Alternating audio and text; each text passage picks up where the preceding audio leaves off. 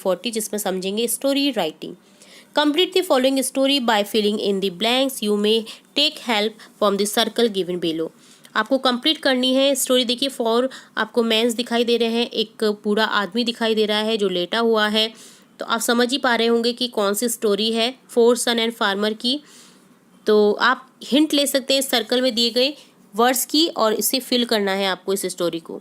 Once there was an old farmer, एक बार की बात होती है कि एक बूढ़ा किसान होता है। ही हैड 4 सन्स, उसके 4 बेटे थे।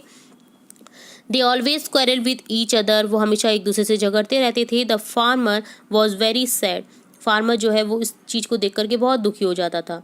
One day he thought of an idea, उसके दिमाग में आइडिया आया। He called his 4 sons and said go and bring some sticks for me. उसने अपने चारों बेटों को बुलाया और कहा कि जाओ और मेरे लिए क्या लेकर आओ, स्टिक्स लेकर आओ, कुछ लकड़ियाँ लेकर आओ। They search here and there and come back with some sticks, उन्होंने इधर उधर ढूंढा और कुछ लकड़ियों के साथ में वो वापस आए। The farmer tied all the sticks into a bundle, उसने क्या किया, उन स्टिक्स को एक बंडल के रूप में बांध दिया। Then he told his elder son to take the bundle of sticks and break it at once, उसने अपने बड़े बेटे से कहा कि आओ और इस बंडल को तोड़ो। The elder son break very hard, the elder son take the bundle of sticks and break very hard, उसने लिया स्टिक्स को और तोड़ने की कोशिश की। Now he repeated the same with his other, untied the bundle and gave break very hard, है ना, तो वो नहीं टूटा।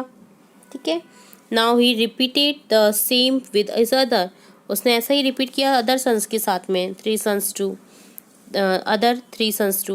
They also some couldn't break the bundle of sticks, वो भी नहीं तोड़ पाए उस bundle of sticks को।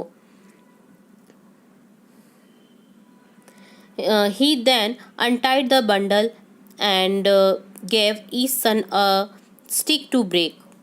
उसने क्या किया, अनटाई किया बंडल को और स्टिक दिया बेटे को।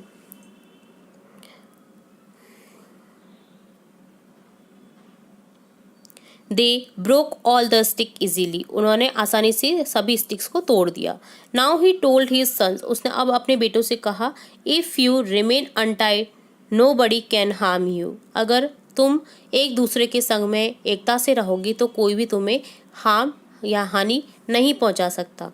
From that day his son stop quarrelling, उस दिन से उसके बेटों ने झगड़ना बंद कर दिया। नाउ री right same story in your own books in your notebook, आपको अपनी नोटबुक में लिखना है अपने शब्दों में इस स्टोरी को। 2 ही वर्कशीट रह गई है और आपका फिर देखेंगे हम ऑनलाइन असेसमेंट। तो जुड़े रहिएगा पूरे वीडियो में इस तरह से मेरे साथ, ताकि आपको दी गई वर्कशीट अच्छे से समझ आ सके। और अगर कोई भी वर्कशीट आपको मिस हो गई है आपके द्वारा, तो आप हमारी चैनल की प्लेलिस्ट से चेकआउट कर सकते हैं। यहाँ पर हम देखेंगे पैराग्राफ राइटिंग, कि किस तरह से पैराग्राफ लिखा जाता है अगर कोई सब्जेक्ट दे दिया है तो। Right a paragraph in 100 words on teachers day, you may keep help from hints in given box below. तुम हैप्पी टीचर्स डे की यहाँ पर लिखा हुआ है, टीचर्स डे के ऊपर आपको एक पैराग्राफ लिखना, आप हिंट का यूज़ कर सकते हैं जो कि आपको बॉक्स में गिवन है। Teachers day celebrated in India on the 5th of September every year, प्रत्येक साल जो टीचर्स डे होता है वो 5 सितंबर को मनाया जाता है भारत में। It is celebrated in the memory of former president doctor Sarvepalli Radhakrishna, former president की मेमोरी के तौर पे ये मनाया जाता है ये दिन। It's a day the honour of it's a day to honour the hard work and contribution of teachers in our life.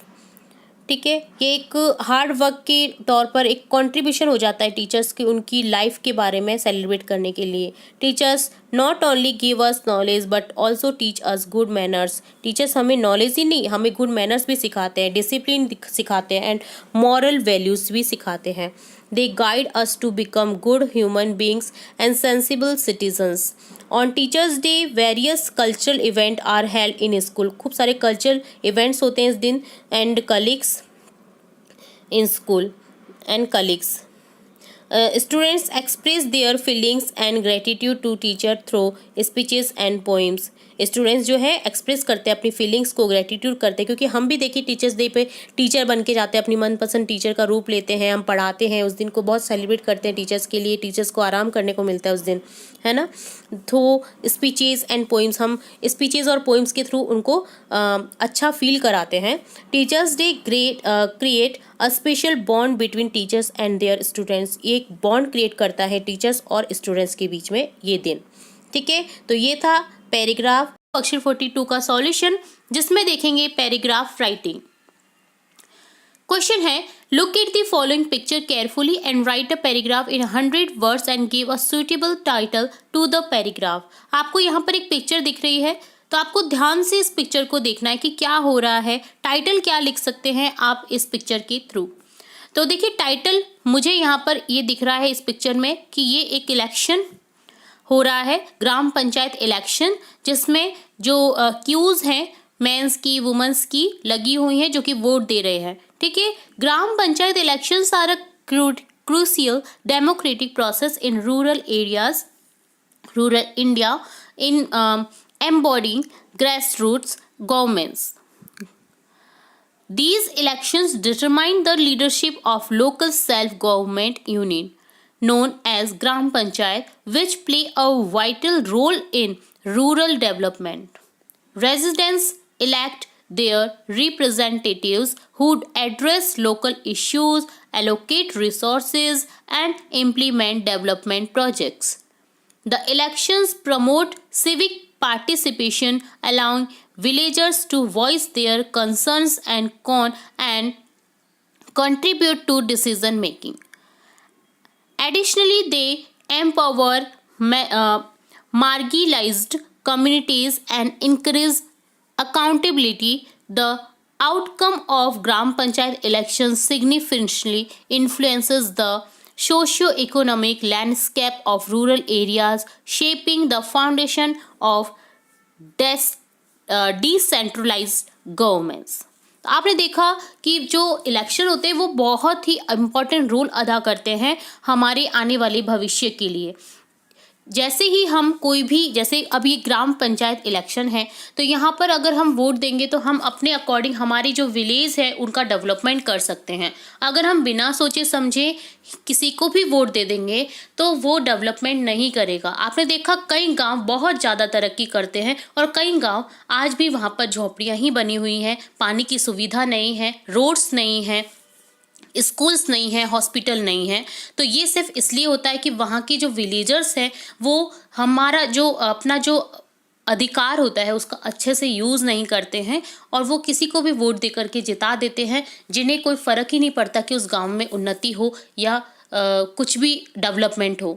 अगर हम अच्छा लीडर चूज़ करेंगे तो वो हमारे गांव में काफ़ी हेल्प करेगा उसकी उन्नति के लिए। आपने देखा कई गांव हमें इतने अच्छे लगते हैं दिखने में, वहाँ पर स्कूल होते हैं, हॉस्पिटल होते हैं, सड़कें पक्की होती हैं, गलियाँ पक्की होती हैं, घर पक्के रहते हैं, तो वो सिर्फ इसलिए क्योंकि वहाँ का लीडर एक एजुकेटेड लीडर है। तो आप चूज़ करें कभी भी लीडर को तो एक एजुकेटेड लीडर को चूज़ करें जो कि आपकी उस जगह को डेवलप कर सके।